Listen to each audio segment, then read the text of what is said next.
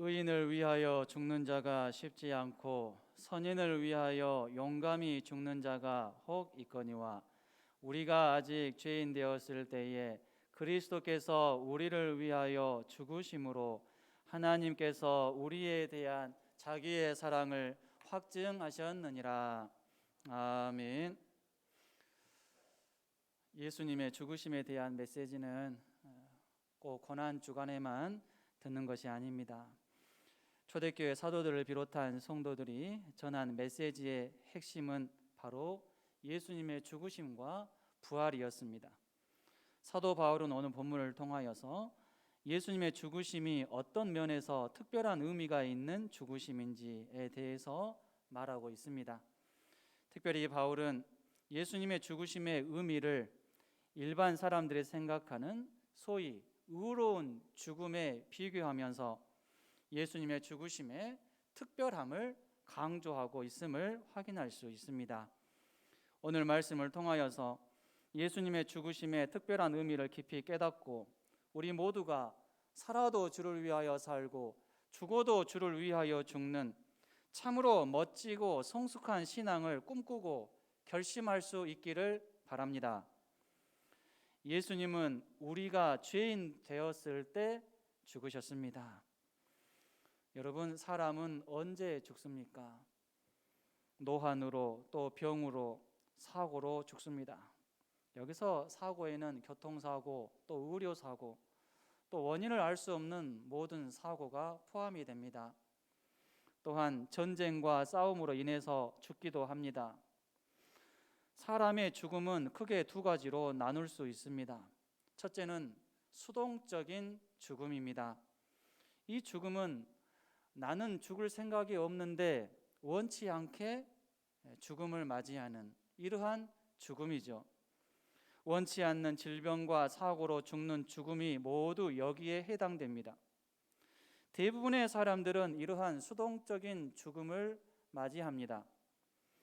내가 이러한 수동적인 죽음을 맞이할 때, 그리고 내가 사랑하는 사람이 이러한 죽음을 맞이할 때 내가 아무것도 도와줄 수 없는 그러한 것으로 인해서 너무나도 화가 나고 또 괴로워하고 내 자신의 연약함을 절감하게 되는 것 같습니다. 둘째는 능동적인 죽음입니다.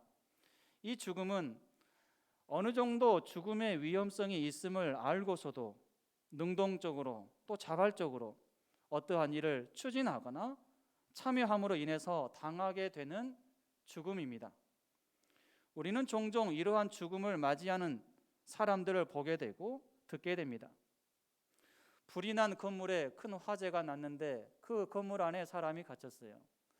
그 갇힌 사람을 구해내고자 뛰어들었던 이 소방관이 죽는 그러한 일들을 우리는 매스컴을 통해서 자주 듣게 됩니다.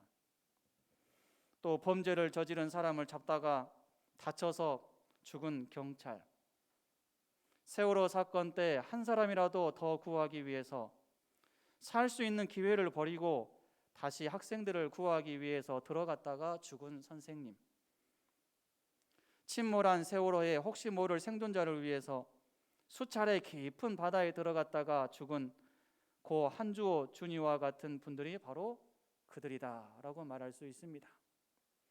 또한 최근에 우크라이나의 해병대 한 병사는 러시아가 이 우크라이나로 진격해 오는 그 길목인 다리를 파괴하기 위해서 지뢰를 설치하는 이 임무를 맡았어요. 그리고 이제 지뢰를 설치합니다. 그런데 보니까 피할 수 있는 그 시간이 없는 거예요. 지뢰를 설치하고 본인이 이제 멀리 떨어져서 이제 폭발시켜야 되는데 피할 시간이 없는 겁니다. 그래서 이 해병대 병사는 그 자리에서 이 지뢰를 폭발하고 죽었던 것이죠. 다리를 폭파해야지만이 러시아 군대가 진격해 어느 속도를 늦출 수 있기 때문에 자기 목숨을 바쳐서 다리를 폭파했고 죽은 것입니다. 그리고 외국에 있는 우크라이나 이민자들 중에도 조국에 조금이라도 힘을 보태고자 자원해서 고국으로 귀국하여서 전쟁에 참여한 사람들도 많이 있습니다. 우크라이나는 군사력 면에서 러시아와 비교가 안 되는데 놀랍게도 러시아 군대가 제대로 힘을 쓰지 못할 정도로 우크라이나 온 국민들이 결사저항을 하는 것을 볼 때 참으로 대단하다라는 생각을 하게 됩니다. 이들의 헌신적인 용기는 우크라이나 대통령의 용기를 보면서 더 힘을 얻었을 것이라고 생각합니다. 젤렌스키 대통령은 러시아가 특수부대를 파견해서 암살하고자 하는 대상 1순위입니다. 다른 사람은 못 죽여도 꼭 죽여야 되는 사람이 바로 젤렌스키 대통령이죠. 이것을 이 젤렌스키 대통령도 알고 있었겠죠. 알고 있죠. 왜 모르겠습니까? 그럼에도 불구하고 우크라이나를 떠나지 않았습니다. 본국에 머물면서 백성들의 사기를 북돋우는 메시지를 계속 전하고 있습니다. 우크라이나 대통령을 비롯한 백성들의 나라 사랑과 민족 정신을 현재의 우리가 배워야 된다라고 생각합니다. 사실 우리나라에도 수많은 순국 선열과 호국 영령의 이름들이 있습니다. 최근에 3.1절이었는데 이 3.1절 운동만 놓고 보더라도 어떻습니까? 대한독립 만세를 외치면서 죽어간 사람들이 얼마나 많이 있었습니까? 이들의 죽음은 하나같이 의롭게 여기는 일에 목숨을 바친 능동적인 죽음이었습니다. 이들의 죽음이 있었기 때문에 우리나라가 여기까지 올 수 있었다라고 믿습니다. 그런데 현재 우리나라는 어떤 상황입니까? 온 국민이 여야로 나뉘어서 서로를 향해 네거티브 공격을 하고 있습니다. 마치 그렇게 하지 않으면 내가 원하는 사람이 당선이 안 될 것처럼 죽기 살기로 상대 후보를 흠집내고 비난하기 바쁩니다. 참으로 걱정이 되는 현실입니다. 어떤 분이 대통령이 되실지는 모르겠지만 대통령이 되어도 험난한 여정이 될 거라고 예상이 됩니다. 지지하는 사람들도 있겠지만 비난하는 사람들도 비슷한 비율로 많기 때문이죠. 우리가 나라를 위해서 열심히 기도해야 될 시기라고 생각합니다. 나라가 평안해야 우리 가정이 평안하고 우리 개개인도 평안할 수가 있는 것입니다. 나라를 위해서 열심히 기도할 수 있는 우리 모두가 되기를 바랍니다. 사람은 죄인을 위해서는 능동적으로 죽음을 선택하지 않습니다. 죄인을 위해서는 자기 목숨 쉽게 바치지 않아요. 본문 7절에 의인을 위하여 죽는 자가 쉽지 않고 선인을 위하여 용감히 죽는 자가 혹 있거니와 라고 했듯이 자신이 생각할 때 의롭고 선한 사람이면 그러한 사람을 위해서 자신의 생명조차도 바치는 사람들은 간혹 있습니다. 그런데 자신이 생각할 때 죄인이다, 악한 사람이다라고 생각하는데 그런 사람들을 위해서 자기 목숨 바칠 사람은 없다라는 것이죠. 자신의 생명은 너무나도 소중하기 때문입니다. 사람의 생명은 하나밖에 없는데 어떻게 이렇게 소중한 생명을 누군가를 위해서 쉽게 희생하고 바칠 수가 있겠습니까? 지금 우크라이나 백성들은 러시아 푸틴 대통령을 향해서 분노하고 있습니다. 나라의 안보를 위해서라는 미명하에 푸틴 대통령은 영토 확장의 야욕을 갖고 상대적으로 약한 우크라이나를 집어삼키려고 하는 이러한 악한 모습에 우크라이나 백성들이 분노하고 있고 전 세계가 분노하고 있습니다. 지금 현재 우크라이나 백성들에게 있어서 푸틴 대통령은 살인마요, 정신에 문제가 있는 사람이고 온갖 악한 죄를 짓는 죄인으로 여겨지고 있습니다. 한번 생각해 봅시다. 이런 상황에서 우크라이나 사람들이 이렇게 악해 보이는 푸틴 대통령과 러시아의 안보를 위해서 능동적으로 최선을 다해서 죽기 살기로 목숨 바쳐서 헌신할 수 있을까요? 자기 나라를 위해서는 목숨 바쳐서 헌신할 수 있겠지만 러시아나 푸틴 대통령을 위해서 목숨 바칠 우크라이나 사람들은 아무도 없을 것입니다. 이처럼 사람은 자기에게 해를 끼치고 악한 일을 행하는 사람들의 유익을 위해서는 절대로 자신의 소중한 생명을 능동적으로 바치지 않습니다. 오히려 할 수 있는 대로 최선을 다해서 반항할 것이고 죽지 않고 살아서 복수할 것을 결심하겠죠. 그러나 예수님은 어떻습니까? 예수님은 다릅니다. 예수님은 사람이 죄인 되었을 때 자발적으로 능동적으로 죽으셨습니다. 여기서 죄인은 완전 타락한 죄인을 의미합니다. 예수님께서는 조금이라도 선한 것이 없는 완전한 죄인인 사람을 위해서 능동적으로 죽으셨어요. 억지로 마지 못해서 어떻게 하다가 실수로 이 땅에 오신 것이 아닙니다. 어떻게 하다가 실수로 아버지 되신 하나님께서 강제로 가라고 하니까 나는 가기 싫은데 땅에 오신 것이 아니에요. 사람의 몸을 입으신 것이 아닙니다. 십자가상에서 죽으신 것이 아닙니다. 자발적으로 능동적으로 죄인인 사람을 위해서 예수님께서 직접 선택하셔서 이곳에 오신 것이죠. 예수님은 이 땅에 태어나시기 전부터 완전 죄인인 사람을 위해서 죽기로 결심하셨습니다. 그리고 태어나시고 십자가에서 죽으실 때까지 죄인인 사람을 위해서 죽는 삶을 사셨습니다.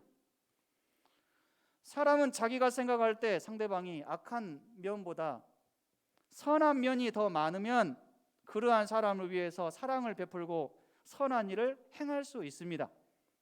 심지어는 그러한 사람을 위해서 자신의 생명까지 바치는 사람들도 있습니다. 그러나 누가 보더라도 완전한 범죄자인데 그러한 사람에게 선한 일을 하고 목숨을 바치면서까지 헌신하려고 하는 사람은 없습니다. 완전한 범죄자에게 죽음을 각오하면서까지 능동적으로 선한 일을 하고 헌신하는 것은 일반적인 사람의 마음과 생각으로는 도저히 불가능합니다. 우리의 마음에 주님의 마음이 가득 찰 때에야 비로소 가능한 일입니다.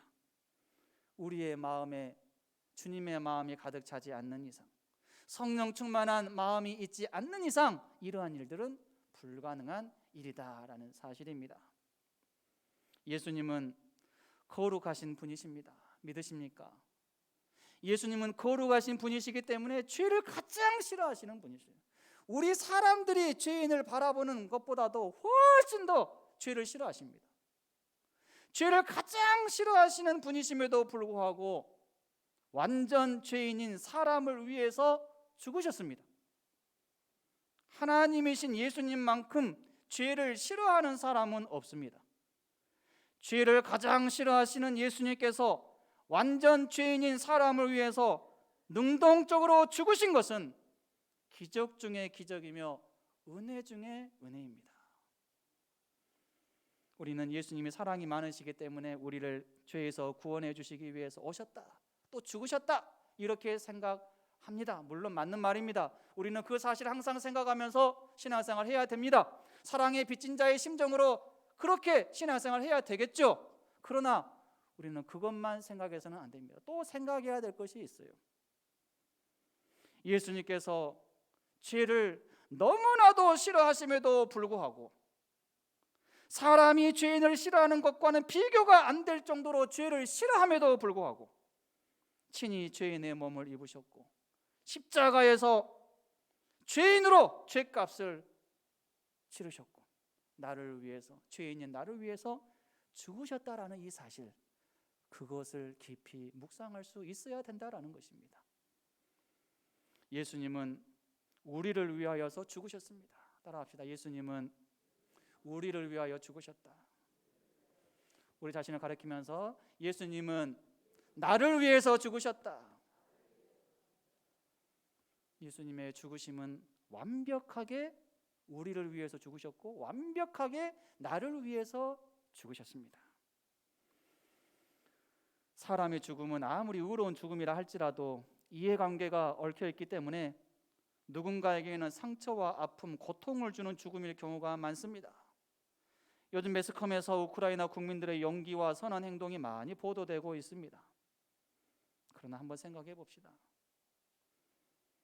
우크라이나 나라를 위해서 목숨 바친 이 병사들, 사람들, 우크라이나 사람들은 또 우리들도 생각을 할 때 의로운 죽음이다, 참 대단한 일을 했다, 이런 생각하겠죠. 그러나 러시아 사람들은 또 어떻게 생각할까요? 우크라이나에 파견한 그 병사들이, 러시아 병사들이 우크라이나가 의로운 그 공격을 해서 실제로 많은 병사들도 죽었어요. 러시아 병사들도 죽었어요. 그러면 러시아 병사들이 생각할 때 우크라이나 사람들의 이 죽음은 어떻게 생각할까요? 의로운 죽음이라고 생각할까요? 자기들의 가족을 빼앗아간 그러한 사람이라고 생각하지 않겠습니까? 반드시 그러겠죠. 저 우크라이나 사람 때문에 내 가족이, 내 아들이 죽었다, 우리 가족이 가족을 잃었다, 고통과 아픔, 상처를 가지게 될 것입니다. 내가 생각할 때는 의로운 죽음이 다른 사람이 생각할 때는 전혀 의로운 죽음으로 여겨지지 않고 오히려 나에게 고통과 아픔, 상처를 주는 죽음으로 여겨질 수 있다는 말입니다. 사람의 죽음은 그래요. 상대적입니다. 아무리 의로운 죽음이라고 해도 어떤 사람에게나 상처를 주는 그러한 죽음일 수가 있다는 것이죠. 그러나 예수님의 죽음은 그렇지 않습니다. 절대적입니다. 절대적인, 상대적이 아니라 절대적인 죽음이 모든 사람들에게 복을 주는 그러한 죽음이다라는 것이죠. 믿으시기를 바랍니다. 부작용이 없어요. 손해가 없는 죽음입니다. 모든 사람에게 구원과 소망, 행복과 기쁨, 생명을 가져다 주는 참으로 의로운 죽음입니다.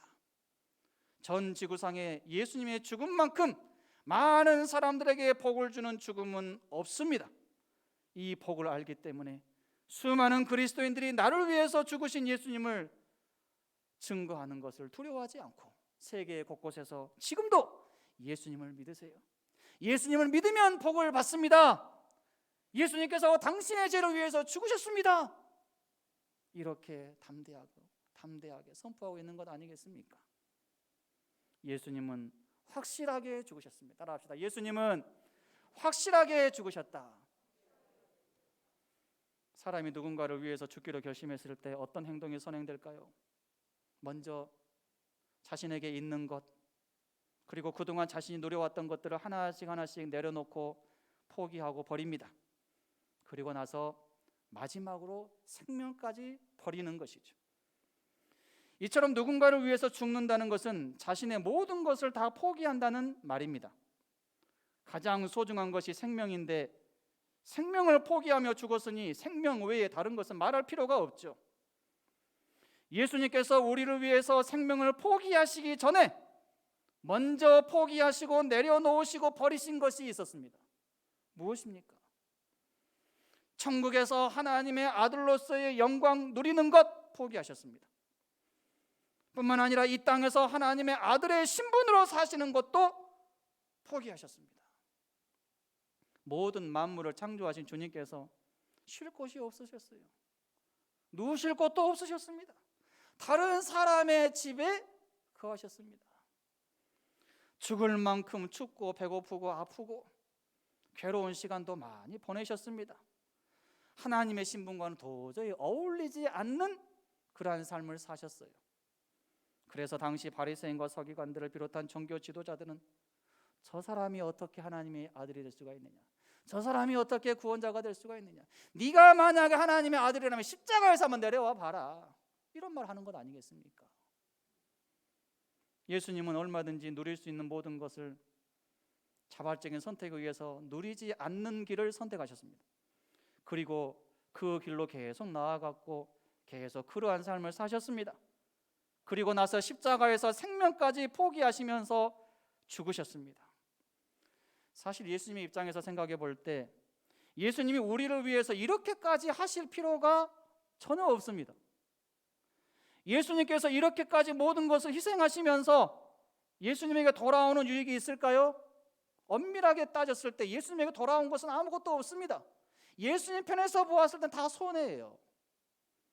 이미 예수님은 하나님이십니다. 이미 예수님은 하나님의 아들이셔요. 모든 영광을 다 받고 계십니다. 우리가 하나님을 찬양하지 않아도, 우리가 하나님의 자녀가 되지 않아도 우주 만물은 다 하나님을 찬양하게 되어 있어요. 스스로 영광을 받고 계십니다. 그런 분이셔요. 모든 만물의 주인이시며 부족함이 없으십니다. 부족함이 없으세요.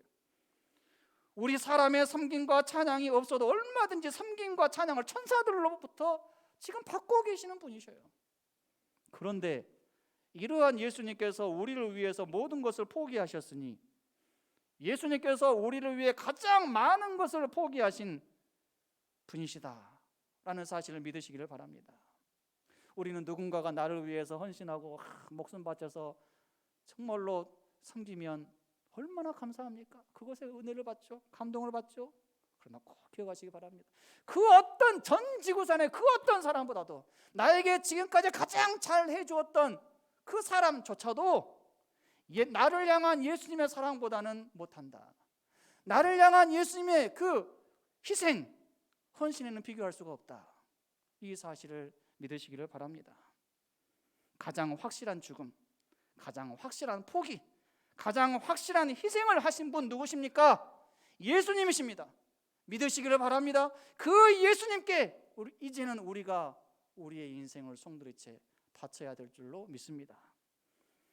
예수님은 우리를 향한 자신의 사랑을 확증하기 위해서 죽으셨습니다.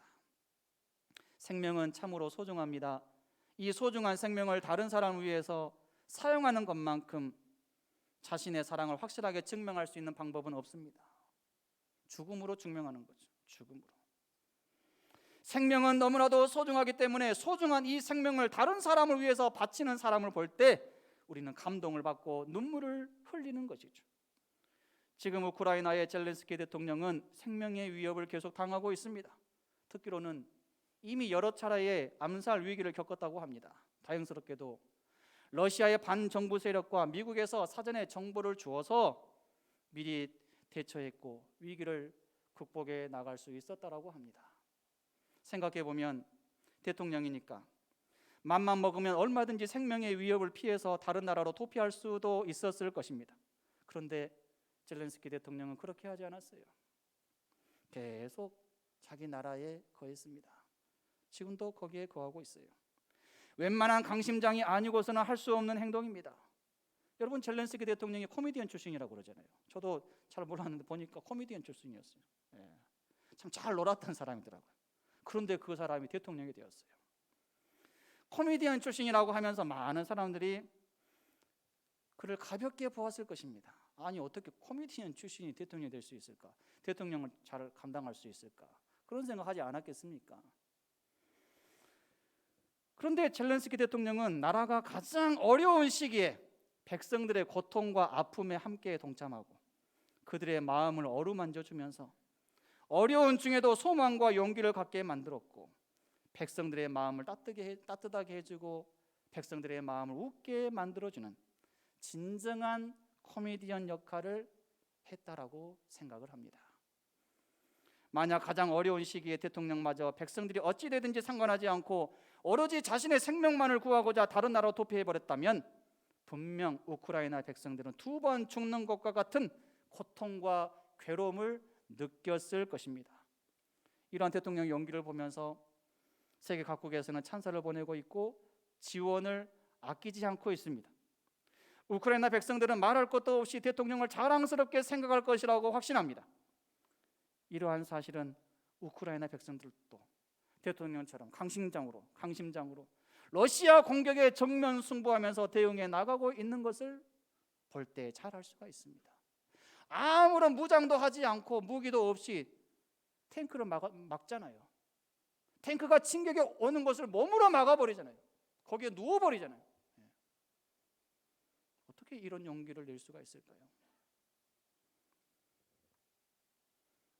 사실 우크라이나 사람들의 모든 생명은 너무나도 소중합니다. 그러나 지금 우크라이나 사람들은 가장 마지막까지 지켜져야 될 소중한 생명은 대통령의 생명이다, 이렇게 여기는 것 같습니다. 대통령이 자신들의 생명을 지키기 위해서 목숨 걸고 헌신하고 있는 모습을 보면서 백성들은 더더욱 대통령의 생명이 가장 소중하다고 여겼을 것이고 때문에 대통령의 생명을 지키기 위해서 최선을 다하고 있을 것입니다. 젤렌스키의 생명이 이토록 중요할진데 하물며 주님의 생명이겠습니까? 하물며 주님의 헌신이겠습니까? 그런데 예수님께서 살아생전의 제자들은 주님의 생명과 이 헌신의 의미를 잘 깨닫지 못했습니다.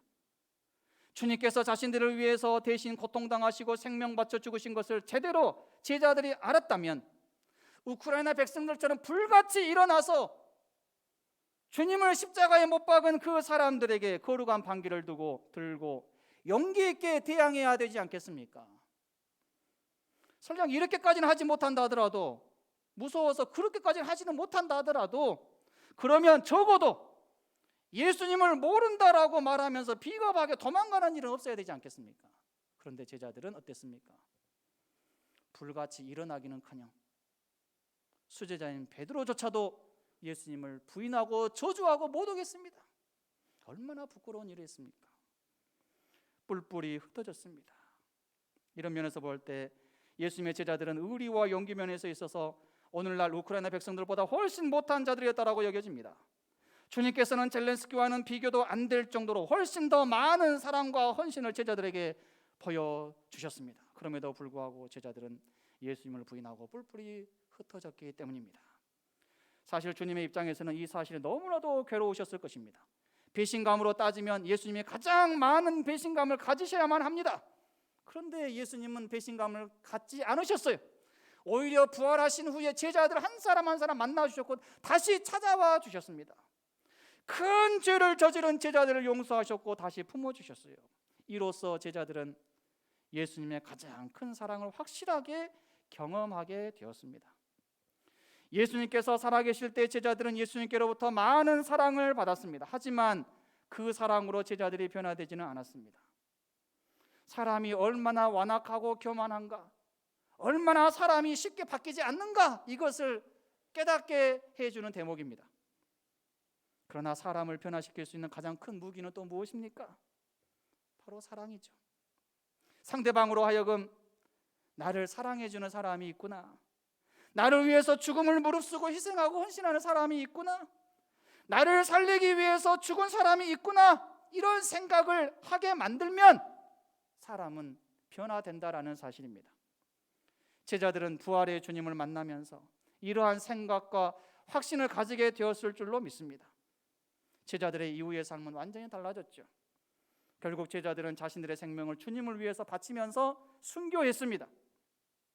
우리를 불편하게 만드는 진실이 있습니다. 무엇일까요?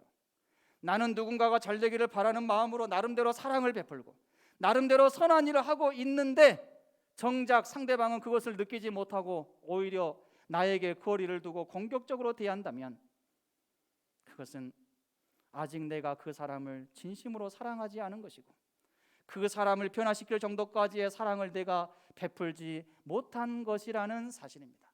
이러한 사실이 우리를 불편하게 만듭니다. 사랑의 원천이신 예수님께서도 만약에 부활하신 후에 제자들을 만나러 오시지 않았다라고 하면 제자들이 변화되는 일은 없었을 것입니다. 그렇게 완벽한 사랑을 베푸셨던 예수님조차도 부활하신 후에 제자들을 만나 주셨을 때 제자들이 변화되었다라는 것이죠. 물론 진실한 사랑을 의도적으로 거부하는 사람들도 있습니다. 그러나 분명한 사실은 진정한 사랑은 반드시 사람을 감동시키고 반드시 사람을 변화시키는 능력이 있다라는 사실입니다. 우리는 상대방이 빨리 변화되기를 기대합니다. 내가 행한 작은 사랑과 선한 일에도 상대방이 그 사랑을 금방 느끼고 깨달으면서 똑같이 나를 사랑하고 변화된 삶을 살기를 원하죠. 그러나 인간의 본성은 그렇게 선하지 못하기 때문에 내가 생각한 것보다도 훨씬 더 시간이 많이 걸릴 수 있습니다. 이럴 때 우리는 낙심하게 되죠. 이럴 때 우리는 내가 이 사람을 계속 사랑하고 이 사람에게 선한 일을 계속 하는 것이 맞나? 라고 생각하면서 혼란스러워할 때가 많습니다. 그러나 그래도 포기하지 않아야 됩니다. 계속해서 사랑하는 일, 희생하고 섬기는 일을 해야 됩니다. 그러다 보면 나의 진심이 반드시 상대방에게 전달될 때가 있을 것이고 그때가 되면 내가 기대한 것 이상으로 급속도로 변화되는 상대방의 모습을 발견하게 될 것입니다. 그때까지 사랑하는 일, 희생하고 섬기는 일을 계속 할 수 있는 저와 여러분이 될 수 있기를 바랍니다. 주님께서도 우리에게 이러한 삶을 기대하실 줄로 믿습니다. 이제 말씀을 정리합니다. 사람은 자신이 정말로 중요하게 여기는 대상에는 죽기 살기로 집중하면서 매달립니다. 그 정도는 다를지 몰라도 모든 사람에게는 나름대로 죽기 살기로 집중하며 매달리는 대상이 있습니다. 나에게 있어서 그 대상은 무엇인지 잘 생각해 볼 수 있기를 원합니다. 원하옵기는 내가 죽기 살기로 집중하며 매달리는 대상이 선한 일, 의로운 일, 주님이 기뻐하시는 일이 될 수 있기를 바랍니다. 그래서 이러한 일에 내가 죽기 살기로 집중하고 매달림으로 인하여서 세상 사람들에게 의인으로 인정받을 뿐만 아니라 주님께도 칭찬과 인정을 받을 수 있기를 원합니다. 또한 주님께서 우리를 위해서 죽으심으로, 완전한 죄인인 우리를 위해서 죽으심으로, 완전히 희생하심으로, 생명 바침으로 우리를 향한 주님의 사랑을 확증하셨던 것처럼 이제는 우리도 주님을 위해서 죽기 살기로 신앙생활을 함으로 인하여서 주님을 향한 나의 사랑을 확증할 수 있기를 주님의 이름으로 축원합니다.